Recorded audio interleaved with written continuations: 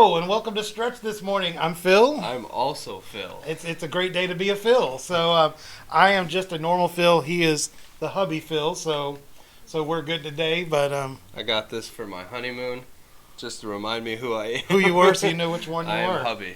That's good to know. Well, we're so excited that you are here with us today. I'm glad that you are continuing to follow Stretched with us, see what's going on.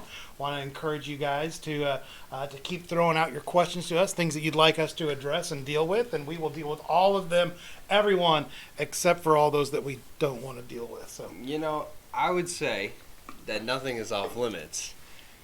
I don't know if you would say that, but we could always talk about anything. You know, Stretch, our program here, it's about talking about the hard things. It's talking about the easy things. We talk about everything. Yeah. So.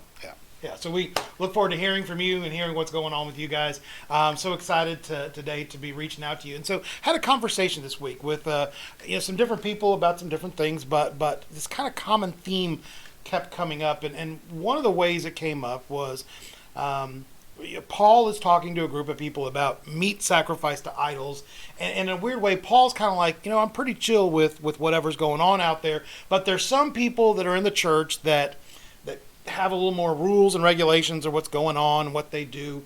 And when I'm hanging out with those people, when I'm with those people that don't like meat sacrificed to idols, I don't eat meat sacrificed to idols when I'm around those people. And he was trying to give us a principle how we as a church deal with people in our society. And it got me thinking about how do we act as a church, maybe around church people, around our office people. How are we as Christians allowed to engage and interact? And the phrase that came up to my mind is that phrase that we're supposed to be in the world but not of the world. And so throwing that to you, Phil, you hear that expression, in the world, not of the world. What does that speak to you when you hear that? Well, I think it means different things to different people. I think it's going to mean something different to you than what it means to me. I'm somebody who's bivocational. I do not spend all my days with you in the office, but I would say most of my time at another office that is not the church office, and it's very secular. And I work for a big insurance company. And, in the world and of the world, I think that, like I said, it's going to mean different things to different people. To me, that means, hey, I'm always on, and what I mean by on is I'm representing Christ at all times in all situations. So that's kind of how I've always taken that phrase personally. That verse there is, I'm on all the time for Christ, representing Him.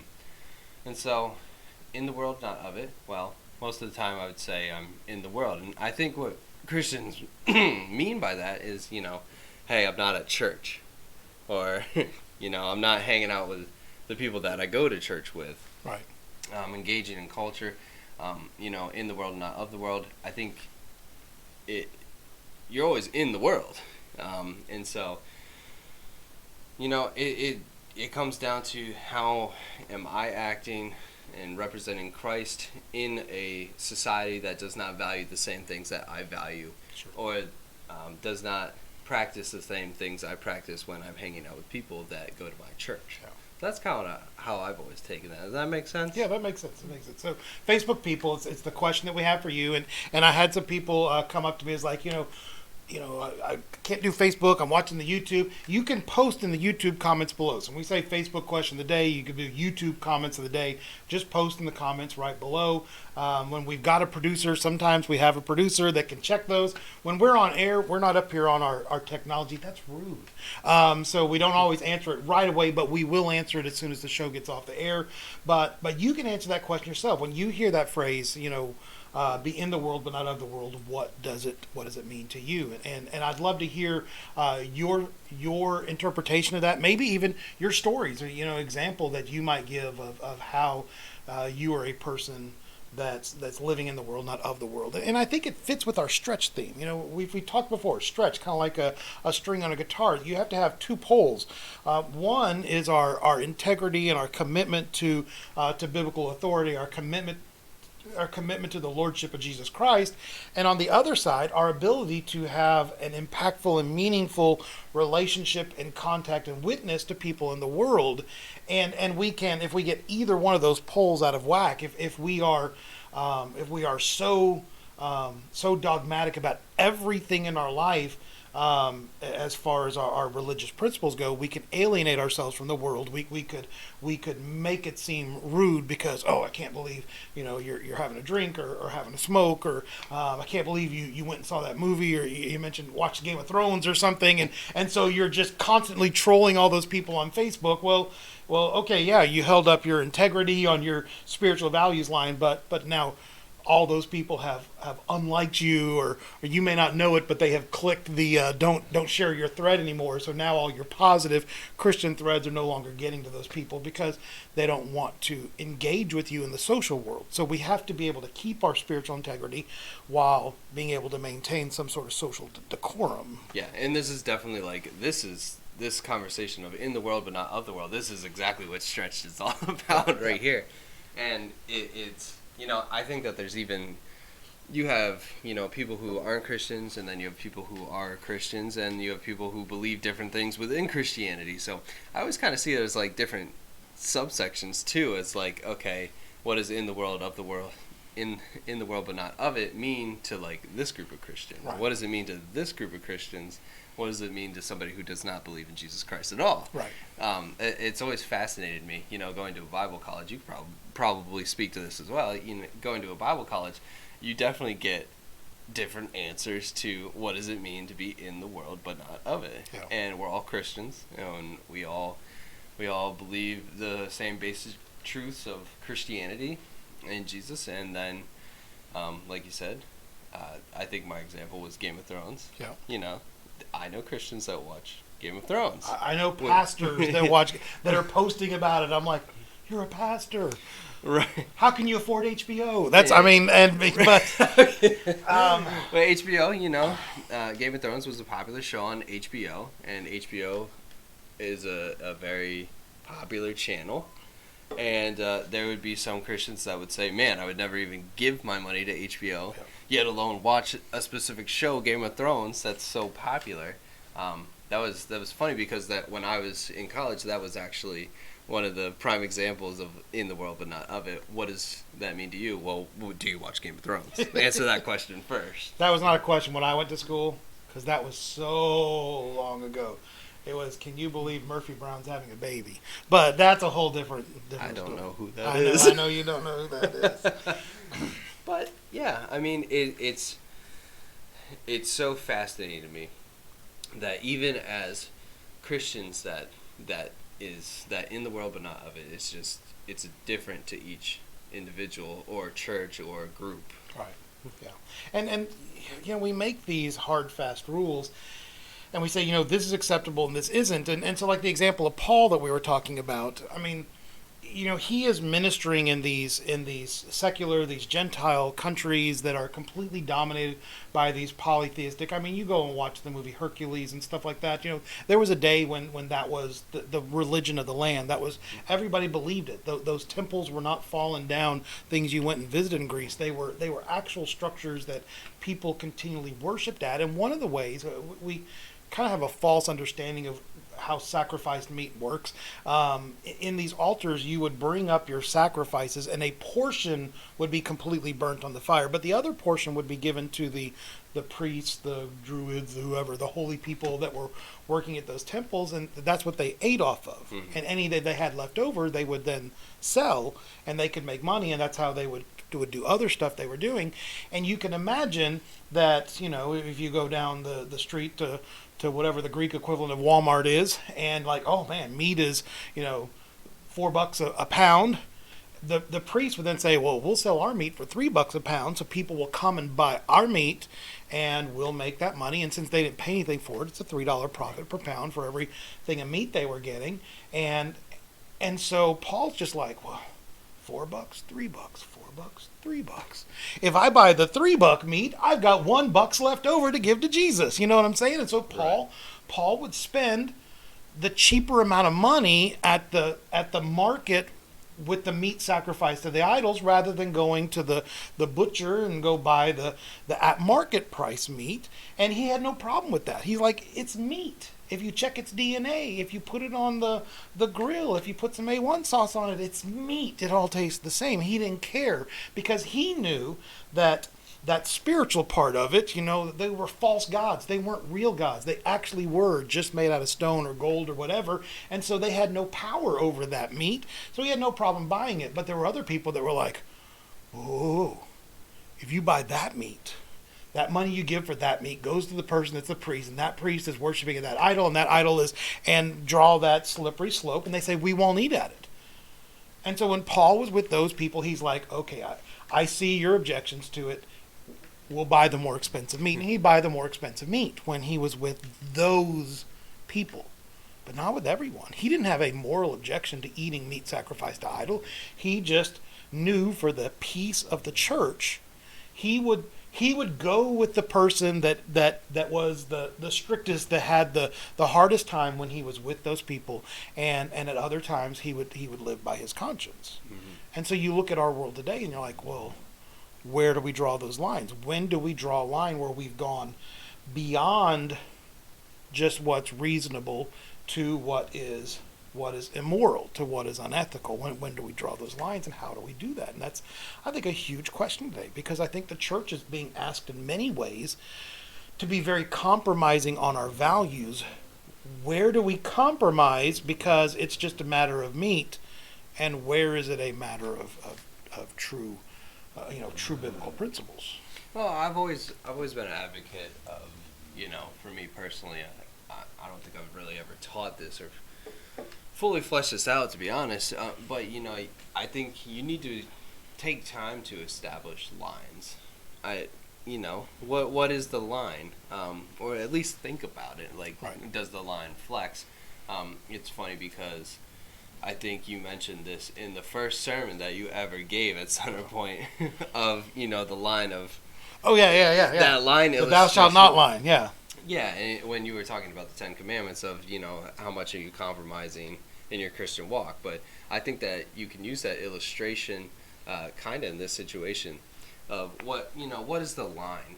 And have you really ever thought about what the line is? So for me personally, it's...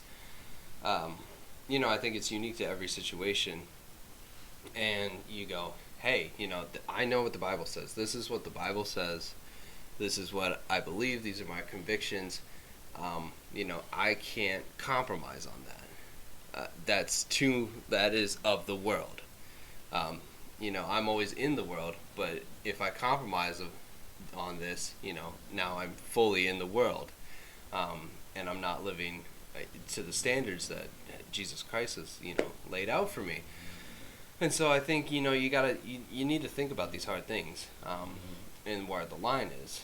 And so, there are things in our society today that are people value that I think are definitely over my personal line, but they might not be over yours. Right. As in, you're a Christian. Right. You're another Christian. So, just to give an example, I had a very good high school friends, all of which, who are not saved to this day, and I pray for them consistently. And it'd be awesome if they would ever watch this video. Hey, friends of Phil. And I pray for them consistently. They are not saved, though. Right. They're very much not followers of Jesus, and they would always swear and curse, and this is a big thing. And I would hang out with them, and of course I wouldn't compromise on my morals and my convictions, but I would kind of get more into their type of culture. And then I'd go back to college, and Christian college, and I'd go hang out with my buddies there, and they'd be like, whoa, you can't say that. Right. It's not like I was swearing or anything, but it was like, hey, you can't say that. That's too far. Yeah. And I'd be like, oh, my bad. Yeah, I forgot. Sorry, I forgot who I was around here, and that offends you, like Paul being with the those other believers and saying, hey, you can't eat that meat. That was sacrificed to idols. And I'm sitting there with a burger or something like, oh, yeah, I forgot this upsets you. Yeah. Let me put this away. The line is here now when I'm with you, versus with these other guys. The line might be a little further, but I won't compromise my Christian values. All right. I'm going to have to pause here for a second. The dogs are in the background with us. They love being back here. The big dog is dreaming right now, and sometimes she barks in her dreams. So those little woofs is actually her barking in her dreams. She's much louder in the real world, but I'm so excited. Eventually, she'll start running in her dreams. So if you see her paws going, it's okay. She's just chasing something in her sleep. But we love Texas, though. Man, we love her a lot. So I think about like you're saying, where we draw. Does that make sense, though? I feel like I'm rambling a lot. Yeah, no. You can always hit me and stop me. So we think about where we draw those lines sometimes, and ultimately the point about me saying draw the line is drawing a line was a bad thing in a Christian life. The 10 Commandments was about here's the line, don't go across it. And if we spend our entire lives saying, well, I'm going to be just on the good side of that line, then well, you're really not. That the goal ultimately is to be pursuing Christ, which means our backs are turned to the line and we're pursuing Christ. And if we're pursuing Christ, we ought to be able to do things like engage our friends and others with our eyes on Christ, but knowing that we're having to engage them, and we don't have to technically worry about the line because we know that Christ is giving us approval because we can see him and follow him. It's all about having that deep relationship with Christ. We don't start from the point of our sin or from the point of our struggle and then say, I'm going to build my Christianity around this. We don't start at the line and say, I'm going to build a camp out right here because this is where I want to stay. So I love to play games. You can see my game board back here behind me. All right, I love to play games, and I play games in different ways. I play games with some of my pastor friends, my family, and my kids. When I grew up as a kid, we were a military family. We moved a lot, and games were actually the way that we communicated around the table. And it's still true, but my older brother is kind of strayed away from Christianity, and there's some games. So if you ever go to a game store and you see NSFW on a game, it means not suitable for work. It means that there's probably something sketchy in this game. There's something that wouldn't be appropriate for younger viewers and things like that. Don't buy games like that for your kids. I actually never knew what that stood for until this exact moment, but I knew what it represented. You knew not to do it, but there are some popular games out there that are under that, and some that they do a version that's for families, and then they do the after dark version that's not. Well, once again, my brother has strayed away from the faith in quite a ways, and a lot of his friends are most of his friends, none of his friends that I know of are Christians, and but at the same time, I am still invited to go to their game nights. I'm still invited to come to their things. Now, I am the only one that comes to their game night that's a Christian, and I'm the pastor. And we play games like Secret Hitler, and we play other games that have that NSFW on it. And there are things in that game that are uncomfortable for me. But I'm in the presence of half a dozen atheists and agnostics, people that have no sense of faith whatsoever, and I'm building a relationship, continuing a relationship with my brother and with my friends, with his friends, and I do my best. In fact, I don't participate in the things that I believe are above and beyond what are right for me, but at least they know that there is a person that they can come to and talk to about spiritual matters, about spiritual things. And I know that there are some people, maybe my mom included, that would be like, oh, well, you just shouldn't be a part of that at all. And I get that. I understand that, that person that has that opinion. But for me and for my ability to minister, what my atheist brother needs to see is that I understand who he is, where he's coming from. And Jesus didn't shy away from meeting with the tax collectors and the prostitutes and the people like that. The biggest accusation against him was that he was constantly surrounded by ne'er-do-wells, and that's what he was being constantly berated for. He didn't participate in the prostitution. He didn't participate in those other things, but he was around those people in order to bring a gospel presentation. And so when I read that thing from Paul, there are times when I feel like, hey, if my brother is inviting me into the circle of his atheist friends, and I'm going to have to endure them drinking, or I'm going to have to endure them swearing, or I'm going to have to endure them whatever, if I'm going to have to endure that, that's okay. Because I'm getting an opportunity to bring light into a very dark place that no one else, no other Christian has been granted access to that place.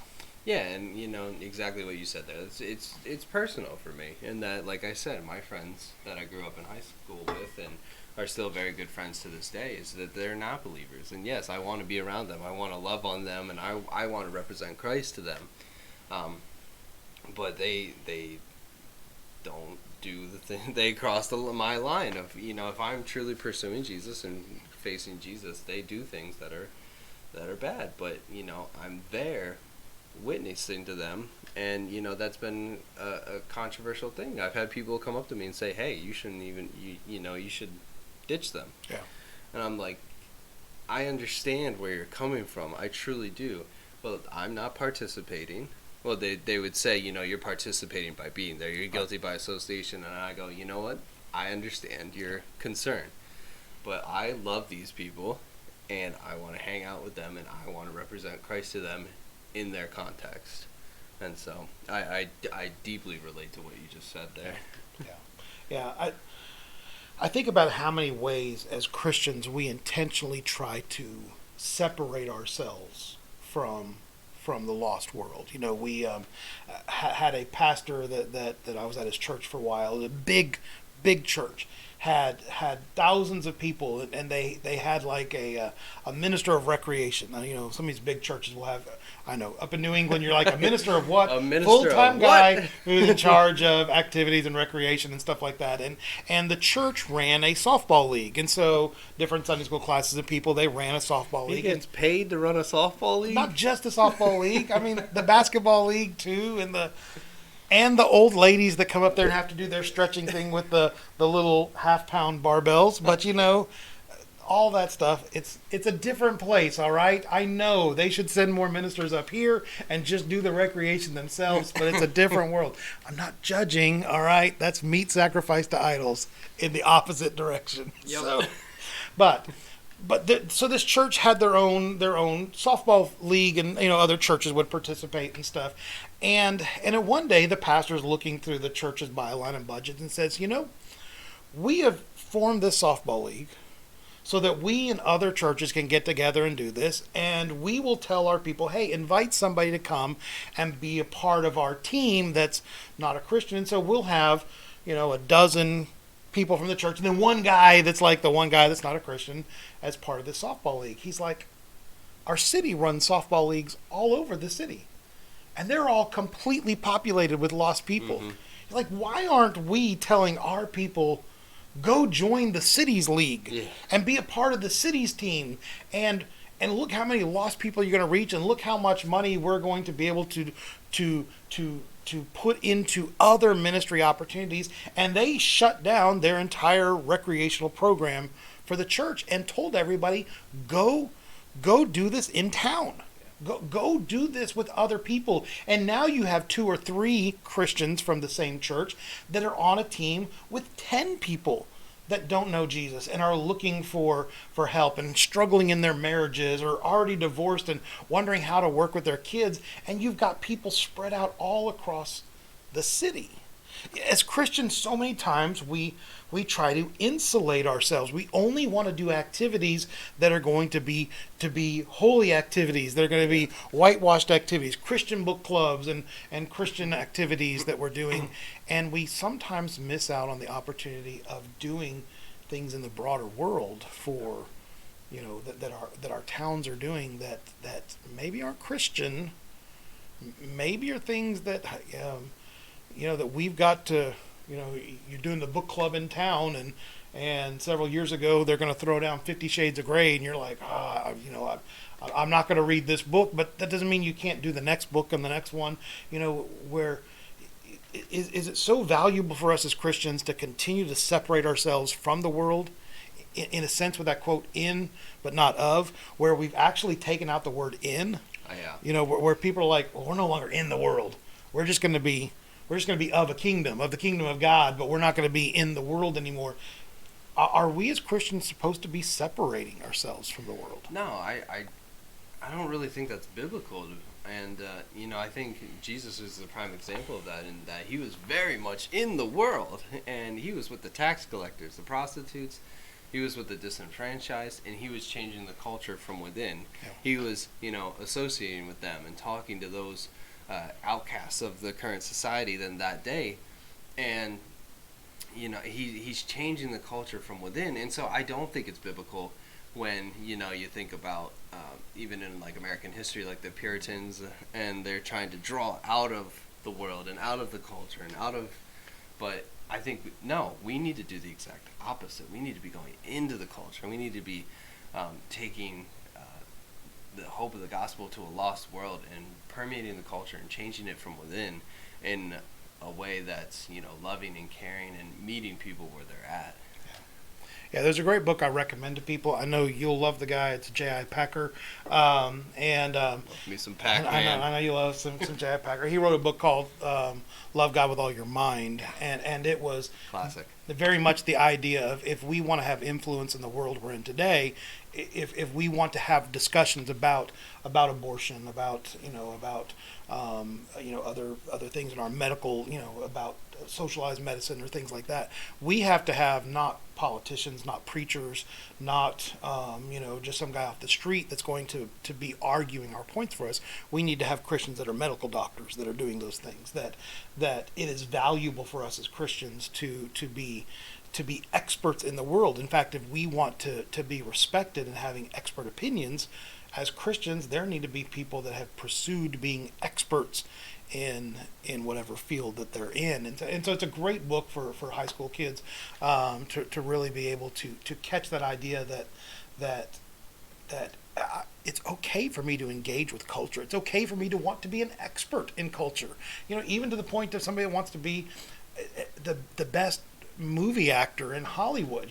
It's tough when you come out as a Christian, as a movie actor in Hollywood, but it's never going to get any better until we do it, until somebody gets out there and lives their faith out and performs excellently and proves to people. Same with our athletes and our politicians. I mean, we make fun of politicians all the time. And yeah, there are some junky politicians out there, but there are some great, godly, wise politicians that are out there. It's just they get so overshadowed because Right. The ones that get on the news are the ones that are, just saying some of the most ridiculous things ever. But look out there and find those godly people, that are in there. And so there's a value to being excellent in this world, and not just seceding all the things in the world to the secular world. We can perform something. We can do something good. Yeah, most definitely. I laugh. There's some Christians that have this line. Hey, I'm not going to go see any R-rated movies, right? So, just trivia time. What is the number one grossing R-rated movie of all time? Oh, I don't know. If I had to guess.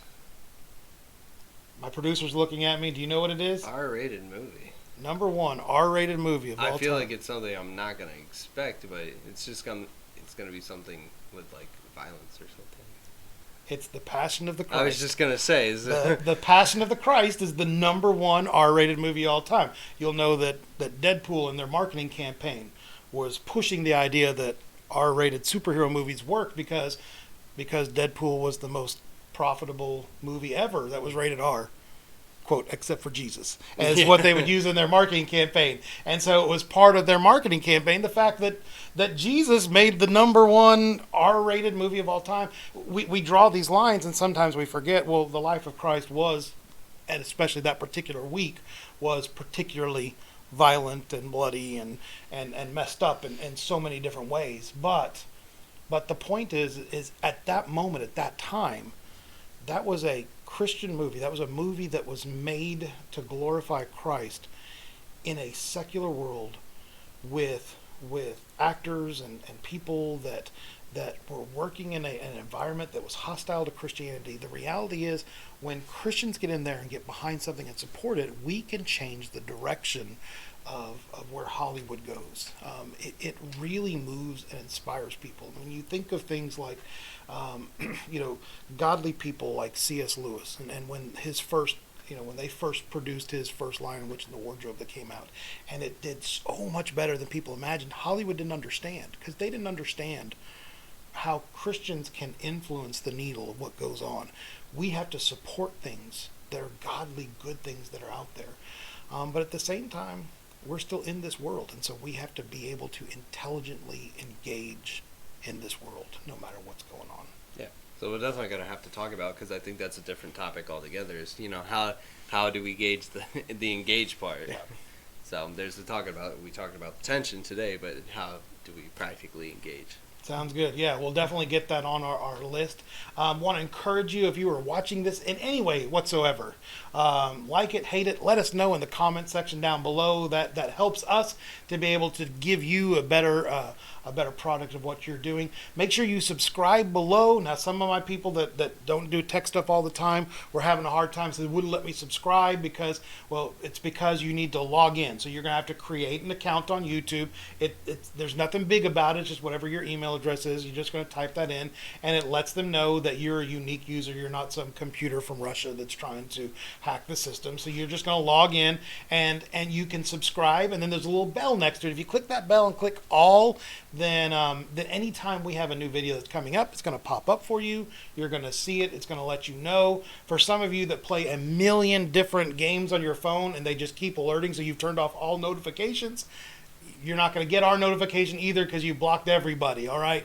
But you have to have your notifications, and you say all, it'll come to you, and it'll be a great way for you to watch and follow. If you can't watch it live, tag it so that you can watch it, later on in the day. And we look forward to hearing from you. We look forward to knowing what it means to you to be a Christian living in this world it's not the kingdom. You're not of this world. We're of the kingdom. How do you live that sort of life and where you're going? I'm so thankful for Phil and for me, Phil, for our producer today, who is the lovely Cambry Barnes. We had two dogs in the background today, both Texas and Minnie back there. Only one of them was having dreams, but for the two dogs, we want to say thank you for joining us for Stretch, and we look forward to seeing you next week. Bye-bye.